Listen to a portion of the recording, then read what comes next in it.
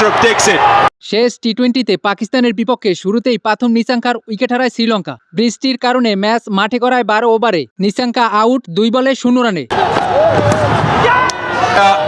দুর্দান্ত শুরু করা কামিল মিশ্রারও বিদায় 8 বলে 20 রানে। পাওয়ার প্লের 3 ওভার 4 বলে শ্রীলঙ্কার সংগ্রহ 2 উইকেটে 47 রান। I think yes. ধনঞ্জয়া ডিসিলভাও ইনিংস বেশি লম্বা করতে পারেনি, ফিরে যান 15 বলে 22 রানে। 6 ওভার শেষে শ্রীলঙ্কা তুলে 3 উইকেটে 62 রান। Well, hit for 6.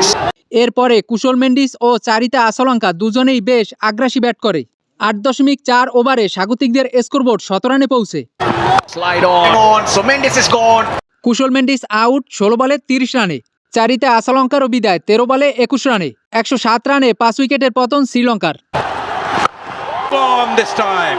শেষ দিকে অধিনায়ক দাসুন সানাকা ও জনিত লিয়ানগের জোরো ব্যাটিংয়ে বড় স্কোর দাঁড় করে শ্রীলঙ্কা। শেষ 2 ওভারে 1 উইকেটে সংগ্রহ করে 40 রান।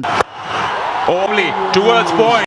নির্ধারিত 12 ওভারে শ্রীলঙ্কা তুলে 6 উইকেটে 160 রান। দাসুন সানাকা 9 বলে 34 ও জনিত লিয়ানগে করেন 8 বলে 22 রান। Ball.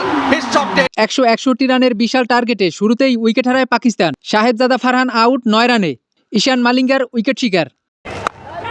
49 for 1 after. তবে অধিনায়ক সালমান আলী আগা বেশ বিধ্বংসী ব্যাট করে। প্রায় 400 স্ট্রাইক রেটে ব্যাট করে। 3.1 ওভারে স্কোরবোর্ড 50 রান পার করে।